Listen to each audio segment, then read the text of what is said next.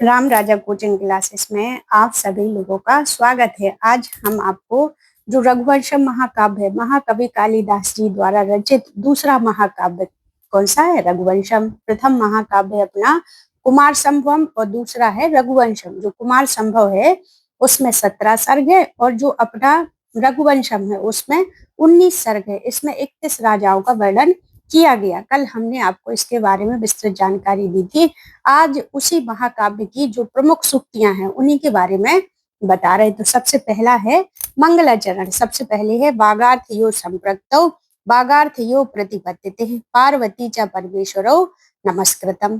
तो इनमें क्या है कि वागार्थ यो संप्रक्तौ, जिस प्रकार वाणी हमारे अनुसरण करती और वो कहते कि हम श्री पार्वती और परमेश्वर को प्रणाम करके इस काव्य को प्रारंभ करते हैं। तो इस प्रकार नमस्कारात्मक मंगलाचरण का प्रयोग इसमें किया गया है। पहली सूक्ति है क्वा सूर्य प्रभु वंशा क्वा चाल्प विषयो मति तितिर्षः दुस्तरम मोह उपे ने अस्मि सागरे। कहते हैं महाकवि कालिदास जी कहते हैं कि कहाँ तो सूर्य वंश, इतना बड़ा सूर्य वंश है, और कहाँ मेरी ये चंचल मति। ठीक है। और कहते हैं कि दिस तितिर्षः दुस्तरम महा ओ अस्मि सागरे। कालिदास जी अपनी अल्पमति से सूर्य वंश का वर्णन करने में असमर्थता व्यक्त करते हैं। वो कहते हम इतना बड़ा कार्य नहीं कर पाएंगे। फिर क्या है प्रांशु लभे लभे लोभात उद बाहु रिप वामना। जिस प्रकार बौना व्यक्ति क्या करता, फल को प्राप्त करना चाहता, ऊंचे फल को प्राप्त करना चाहता, और वो क्या करता, वो फल को प्राप्त नहीं कर पाता, तो वो क्या है, वो एक हास्य विषय बन जाता, हंसी का विषय बन जाता। उसी प्रकार जी कालिदास जी कहते हैं कि प्रांशु लभे लोभात उद बाहु रिपे वामना। लंबे व्यक्ति द्वारा प्राप्त करने योग्य फल को जब कोई बौना व्यक्ति प्राप्त करने का प्रयास करता है तो वह हास्यास्पद बन जाता है। उसी प्रकार रघुवंश की रचना करने में मेरा प्रयास भी हास्यास्पद बन जाएगा। वो पहले इस महाकाव्य को लिखने से मना कर रहे कि इतना बड़ा महाकाव्य हम नहीं लिख पाएंगे। लेकिन फिर क्या होता, अथवा कृत वाग द्वारे वंशे अस्मिन पूर्व सुरभि मणो वज्र उत समुत्कीर्णम सूत्रस्य यो अस्ति में मति। ठीक है। पूर्व सुरभि माने पूर्व वाल्मीकि ऋषि द्वारा। ठीक है। वाल्मीकि ऋषि द्वारा क्या हो गया, इसमें एक धागा पिरोया गया। वाल्मीकि आदि ऋषियों ने इस वंश पर लिखकर वाग द्वार खोल दिया। जिस प्रकार कोई बड़ा कार्य हो और कोई प्रारंभ कर दे तो उसके बाद हम कर सकते, तो खोल दिया। अतः अब मैं अपनी बुद्धि से उसमें सूत्र धागा को पिरो सकता हूँ। महाकवि कालिदास जी कह रहे कि हाँ, जैसे पूर्व सुरभि महाकवि जो वाल्मीकि थे, इनने इसके बड़े द्वार को खोल दिया, अर्थात इस पे रचना प्रारंभ कर दी। अब मैं क्या है, इसमें जैसे सुई में धागा डल जाता तो अपन धीरे धीरे धीरे धीरे मोती पिरो लेते। उसी प्रकार कहते हैं कि जब इसका द्वार खुल गया तो इसमें मैं क्या है, इसमें रचना करने में अब धीरे से समर्थ हूँ। अब क्या है, हिमने संलक्षिते ही अग्नो विशुद्धा। जिस प्रकार सोना रहता, सोने को शुद्ध करने में जैसे अग्नि तपा देती, जिस प्रकार सोने की शुद्धि अग्नि से की जा सकती, उसी प्रकार मेरी रचना रघुवंशम विद्वान द्वारा ही परीक्षण की जाएगी। जब मैं लिख दूंगा और उसके बाद विद्वानों के द्वारा इस महाकाव्य का परीक्षण किया जाएगा। ज्ञाने मौनम क्षमा सक्तौ त्यागे श्लाघा विपर्यायः गुणा गुणानु निबंधात तस् सा प्रस्वा यो यो आ जाए, वहां उत्प्रेक्षा अलंकार होता है। राजा दिलीप की विशेषताएं बताई गई। इसमें क्या है, जो ज्ञानी लोग होते, कितनी भी सभा हो उसमें बहुत कम बोलते हैं, वो मौन रहते। जो ज्ञानी लोग होते वो प्रशंसा खुद की नहीं करते। जैसे अपने दानवीर कर्ण थे, उन्होंने कभी अपने मुंह से नहीं कहा कि हम ये दान कर रहे हैं। जो शक्तिशाली होता वो क्षमा कर देते। वह अत्यंत गुणवान थे, मानो एक गुण प्रसव क्रिया करके अनेक गुणों को उत्पन्न करता हो। यहाँ राजा दिलीप की विशेषताएं बताई गई। ज्ञाने मौनम, जो ज्ञानी होता वो मौन रहता। क्षमा सक्तौ, जो शक्तिशाली होता वो व्यक्तियों को माफ कर देता। त्यागे श्लाघा विपर्याया, जो दानी होते वो त्याग कर देते। गुणा गुणानुबंधात तस्य प्रसा यो, प्रसव क्रिया के द्वारा मानो ये सारी क्रियाओं को जन्म दिया हो। शैशवे अभ्यस्त विद्या नाम यौवने विश्व विषणाम वार्धके मुनि वृत्ति नाम योगेन अंते तनु व्यामः। यहाँ सूर्यवंश के जितने भी राजा हुए उनकी विशेषताएं बताई गई कि जो शैशवावस्था में, जब बच्चे रहते शैशवावस्था में रहते तो उसमें क्या करते, विद्या का अभ्यास करते। यौवने विषयाणाम, यौवन अवस्था में विषयों का उपभोग करते। वार्धके मुनि वृत्ति नाम, और क्या होता, वृद्धावस्था में वानप्रस्थ आश्रम में क्या करते, प्रवेश करते। अंते तनु व्योमामः, और अंत में व्यायाम के द्वारा, संन्यास के द्वारा अपने शरीर का त्याग कर देते। ये सूक्तियां बहुत अधिक परीक्षा में पूछी जाती। शैशवे अभ्यस्त विद्यानाम यौवने विषयाणाम वार्धके मुनि वृत्ति नाम योगेन अंते तनु व्योमामः। अब अगली वृत्ति है कि प्रजा नाम यो भूत्यर्थम सा ताभ्यो बलिम अभिग्रहित सहस्त्र गुणम उत्दृष्टुम आदंते ही रसाम रवि। जिस प्रकार सूर्य अधिक तपता और वो क्या करता, पृथ्वी से पानी को इकट्ठा करता, पानी को इकट्ठा करके क्या करते, उसको सहस्त्र गुणों में, हजार गुणों में, हजार गुना करके पृथ्वी पर बरसा देते। उसी प्रकार जो हमारे राजा दिलीप थे, प्रजा नाम, प्रजा से भूत्यर्थम, भूमि का कर लेकर के उसे कई गुना करके प्रजा में ही लौटा देते थे। क्या करते थे, राजा दिलीप प्रजा से कर लेकर के प्रजा के कल्याणकारी कार्यों में ही लगा देते थे। इसी प्रकार जिस प्रकार सूर्य जल स्रोतों से जल लेकर के पुनः जल बरसा देते हैं। ठीक है, अगला है व्योम रसका वृष स्कंदा साला प्रांशु महाभुजा। यहाँ राजा दिलीप की शारीरिक स्वस्थता के बारे में बताया गया कि उनकी शारीरिक विशेषता क्या है। तो क्या थी, उनकी चौड़ी छाती वाले थे, लंबे और बड़े कंधों वाले थे, जो साल वृक्ष के समान लंबे थे और महान भुजाओं वाले थे। ठीक है, कैसे थे, वो पूर्णतः स्वस्थ और शारीरिक रूप से देखने में बहुत ही सुंदर प्रतीत होते थे। इच्छाकु कूड़ानाम दूरापे अर्थे त्वद धीना ही सिद्ध्या। राजा दिलीप कुलगुरु वशिष्ठ से कहते हैं कि इच्छाकु वंश पर जब भी विपत्ति आती है तो उसका समाधान आपके अधीन ही होता है। इच्छाकु कूड़ा नाम, इच्छाकु वंश पर दूरे पे अर्थे त्वद धीना नाम ही सिद्ध्या, आपके पास ही इसकी सिद्धि का उपाय होता है। पहले क्या था, सिर्फ गुरुजी अपने ध्यान के द्वारा ही देख लेते थे कि क्या इसका कारण हो सकता है। संतति शुद्ध वंश्या ही परद्रेह चा शर्मणे, कहते हैं परद्रेह परलोक और यह लोक कहते हैं कि संतति शुद्ध वंश्या।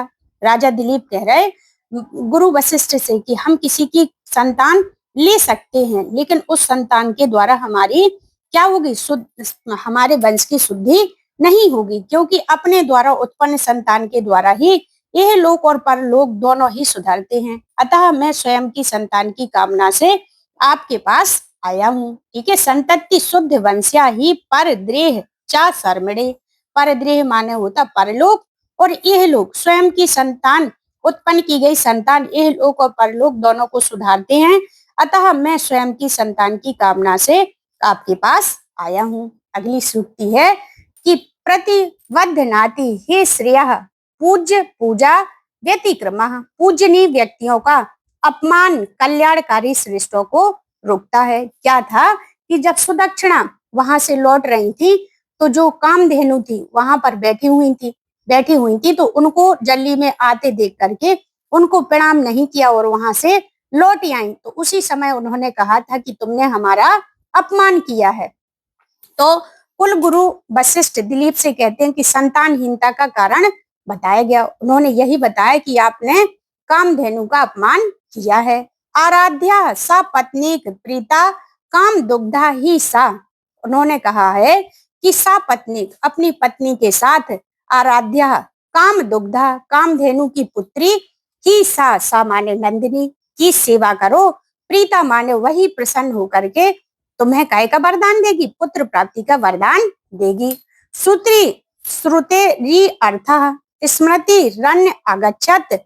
उन्होंने कहा कि श्रुति, वेद और स्मृतियां, जिस प्रकार वेदों का अनुसरण कौन करती, स्मृतियां करती, उसी प्रकार नंदिनी की पीछे पीछे कौन चल रही, सुदक्षिणा चल रही। अगली सुक्ति है, आदूरवर्तिनी सिद्धिया राजान्य गढ़ आत्मना। कुल गुरु वशिष्ठ दिलीप से कहते हैं कि नंदिनी तो स्वयं चलकर हमारे पास आ गई, अतः अब सफलता दूर नहीं है। जब कोई भी कार्य करते, यदि हमें उसमें कोई भी सुलभता दिखाई देती, तो मान लो वह कार्य जरूर हमारा पूर्ण हो जाएगा। तो क्या था, वही छोटी सी नंदिनी खेल रही थी, तो क्या हुआ कि खेलते खेलते वह क्या है, गुरु वशिष्ठ के आश्रम में आ गई। वहीं से राजा दिलीप उसके पीछे पीछे चलने लगे और राजा दिलीप और सुदक्षिणा ने 21 दिन तक बढ़िया उसकी सेवा की। जब सेवा की तो उसकी परीक्षा लेने के लिए, राजा दिलीप की परीक्षा लेने के लिए क्या है, नंदिनी कामधेनु किसकी, राजा दिलीप की परीक्षा लेने के लिए कुंभोधर नामक सिंह को भेजती हैं। तो वो कुंभोधर सिंह आता और नंदिनी को खाने के लिए दौड़ता है। तो उसी समय वह राजा दिलीप कहते हैं कि नंदिनी को छोड़ दो, आप हमें खा सकते हो। इस प्रकार कुंभोधर सिंह क्या होता, भगवान के रूप में प्रकट हो जाता और राजा दिलीप को पुत्र प्राप्ति का वरदान दे देते। अगला है, छायोताम भूतिर रन अगच्छत। छाया के समान राजा दिलीप और सुदक्षिणा नंदिनी के साथ साथ चल रहे थे।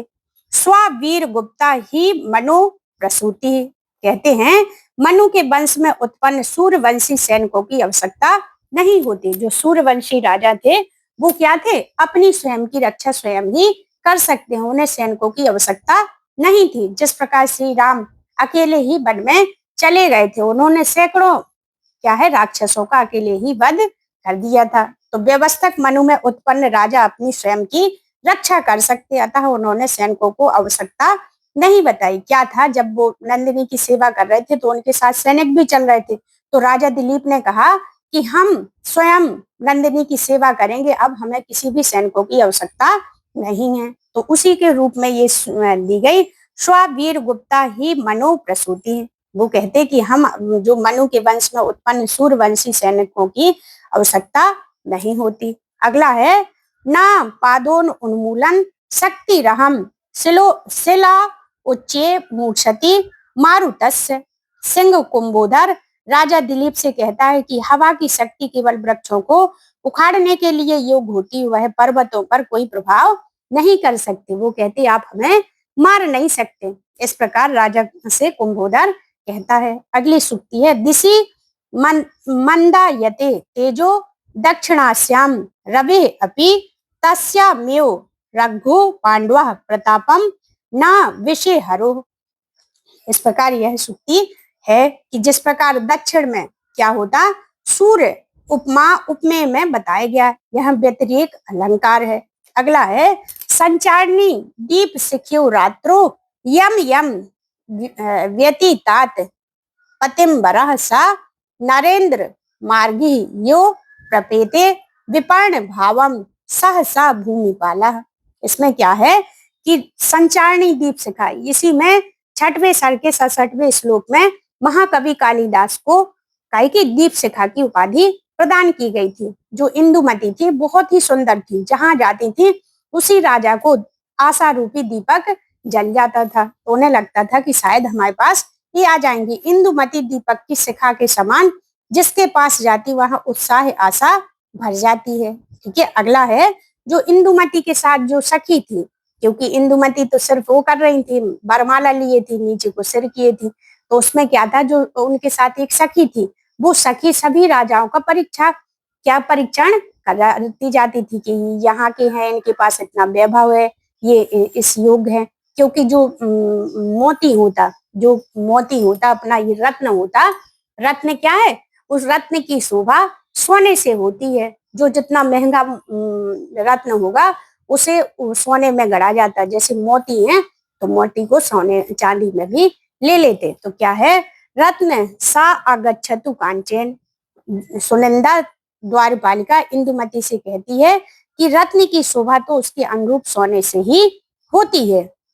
अगली सूक्ति है, रत्न रत्नेन सहम गच्छते। इसमें रत्न जब आ जाए तो ये क्या है, ये अपनी वृक्ष कटिकम से ली गई। अगला है मनो ही जन्मांतरम संगतिज्ञम, मन पूर्व जन्म के संबंध को पहचान ही लेता है। जैसे कोई अपन को अचानक मिल जाए और लगे कि ये अपना है, तो पूर्व जन्म से उसका कोई ना कोई हमारा संपर्क होता है। तेजसा ही ना वयः समीक्षते, तेजस्वियों की उम्र नहीं देखी जाती। ठीक है, ये कहाँ से? रघुवंशम से। धर्म वृद्धा ना वयः समीक्षते, क्या है? ये कुमार संभव से। क्या है? पार्वती जी छोटी थी, लेकिन उन्होंने धर्म के रूप में बड़े बड़े ऋषियों को भी परास्त कर दिया था। आज्ञा गुरुणा ही अविचारणीय, जो गुरु जी की आज्ञा हो उस पर हमें कभी भी विचार नहीं करना चाहिए। जो उन्होंने बताया हमें, उसका हमें अनुसरण करना चाहिए। अवेक्षा धातु गमनार्थम अर्थ विचकारः नामना रघु आत्म संभवम, रघु गमन गतिशीलता है, जो हमेशा उन्नति करे वही रघु है। जो रघु हैं वो क्या थे? बर हमेशा आगे बढ़ने वाले, अपने वंश को आगे बढ़ाने वाले थे। कामधेनु द्वारा राजा दिलीप को दिया गया श्राप क्या है?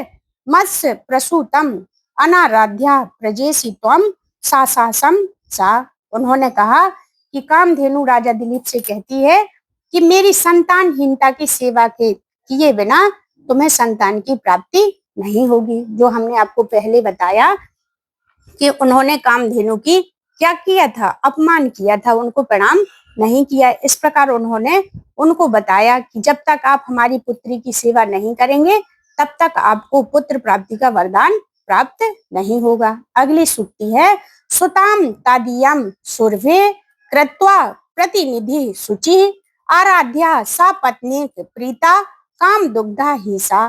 ठीक है, सा का मतलब है नंदिनी, सुरभि माने कामधेनु, सुताम माने नंदिनी। किसकी सुता? कामधेनु की पुत्री, और कामधेनु की पूर्ति करेगी। काम दुग्धा, वही आपकी इच्छाओं की पूर्ति करेगी। कुल गुरु वशिष्ठ ने राजा दिलीप से कहा कि तुम सच्चे मन से कामधेनु की पुत्री नंदिनी की सेवा करो, वही तुम्हें प्रसन्न होकर के पुत्र प्राप्ति का वरदान देगी। इस प्रकार हमने ये आपको क्या है? पूर्ण रघुवंशम की सूक्तियां बता दी, इससे कहीं और बाहर नहीं जाएगा। तो इसको आपको पढ़ना है, देखना है, लाइक करना है, शेयर करना है और सब्सक्राइब करना है। और क्या है? इसको बहुत अच्छे से पढ़ना है, धीरे धीरे पढ़ना और नोट्स बनाना, इससे कहीं बाहर नहीं जाएगा। Thank you.